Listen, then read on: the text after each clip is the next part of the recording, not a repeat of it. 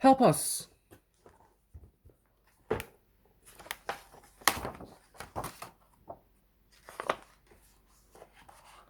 Bye-bye. See ya soon. Goodbye, Mom. Bye-bye, Mom. And baby Sue's mother has to go out today and leave them behind.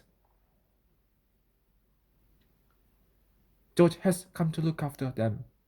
He is nearly grown up.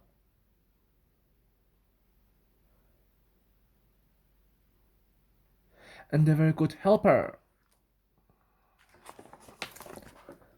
Now, says George, there's going to be no mucking about. You've all got to help. They clear the dirty things from the table and stack them at the sink. That one is broken. Sue doesn't help. She sits in her high chair, dropping bits of crust on the floor.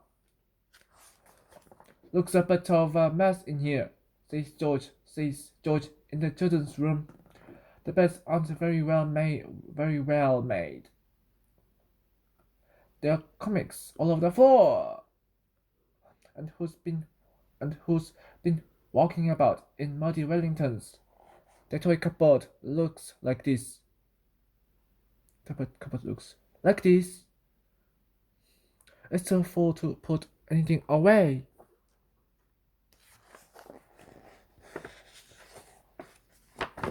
George says that there would be a lot more room if they throw away some of these old broken toys.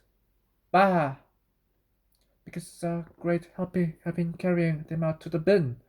But Jenny thinks it was a pity to get rid of so many old friends.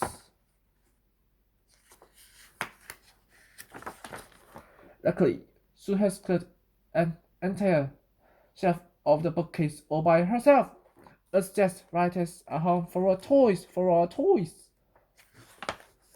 Now it is time for Sue to go into a pram and have a nap. The others go into the garden. It's much too small for football, but there are 4 flowers out. Perhaps we could do some reading. Reading, says George, but Mick and Jenny aren't quite sure which are the weeds and which are the plants. Neither is George. So they pick the flowers instead to make a lovely bunch for Mom when she comes in. Suddenly, everyone's hungry. Mom has left a cold dinner. Hooray! Jenny thinks she can remember how the knives, forks, and spoons go. Right hand, left hand. Has she done it properly?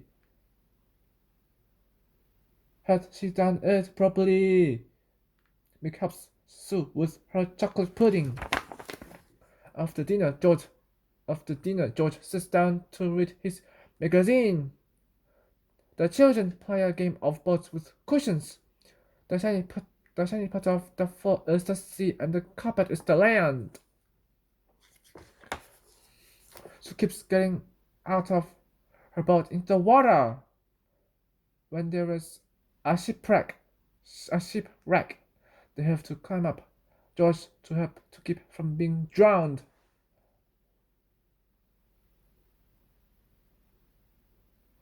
George soon says crossly that he's had enough of this game.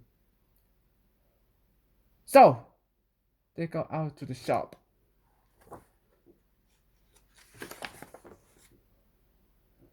Mom.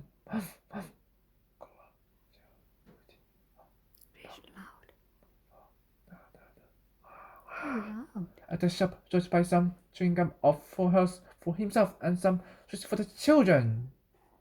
Sue sits outside in her pram, chatting to friends. On the way home, they call at the. George pushes everyone very high on the swings. When they get home, George thinks he will finish off painting the sitting room window frame. But this is not a good idea. They all watch television instead. They all watch television instead.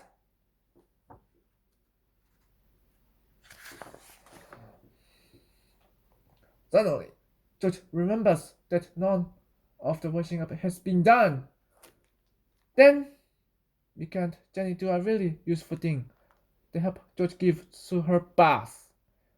George shows them how to make sure that the water isn't too hot or too deep.